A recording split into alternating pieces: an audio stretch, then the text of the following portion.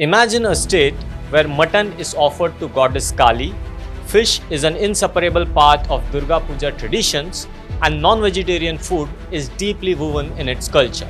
Now imagine the same state removing eggs from school children's midday meals. That's the controversy currently happening in West Bengal. Ironic, isn't it? The newly formed BJP government in West Bengal has handed over the implementation of the midday meal program in Kolkata to ISKCON's Anamrita Foundation, a vegetarian organization. Since ISKCON serves only vegetarian food, eggs are expected to disappear from the menu in school covered under the pilot project. And that has fanned a political storm. Pro-BJP people say there is nothing wrong with it. They argue that protein does not come only from eggs. Soy, paneer, rajma and other vegetarian foods can provide equal or even higher amounts of protein. Scientifically, that argument is not entirely wrong.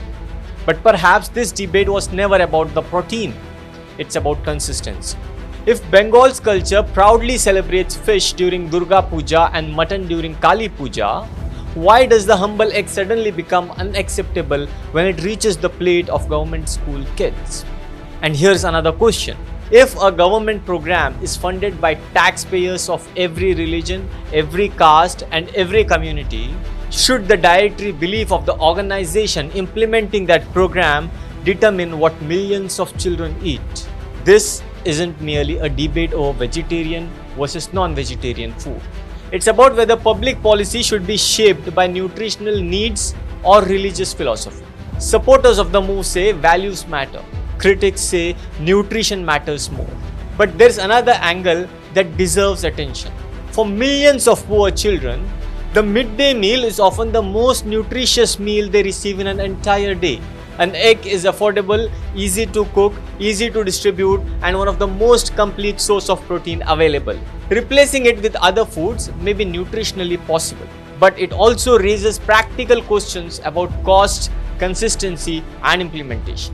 What makes the debate even more interesting is politics.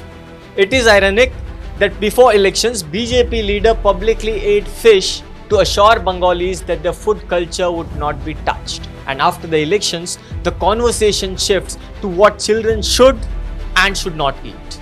That's where many people see the contradiction. The real issue is whether governments should allow ideology, religion, or institutional beliefs to influence welfare programs that exist solely to improve children's health. Because once public policy begins reflecting the belief of those implementing it rather than the needs of those receiving it, the debates stop being about eggs. In a state where fish and meat are celebrated as part of cultural and religious traditions, the debate over one boiled egg has become much larger than food. It has become a debate about the future direction of the governance itself.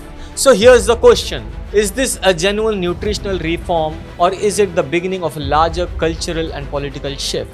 That answer may shape much more than what's served on the child's plate.